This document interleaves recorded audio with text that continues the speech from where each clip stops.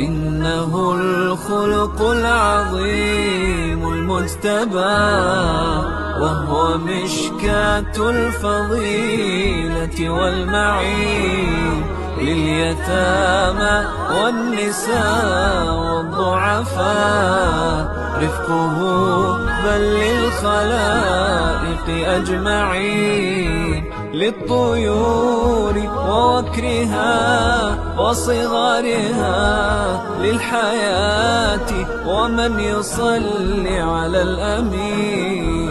حبه لا ينتهي فمحمد قد تجلى رحمة للعالمين.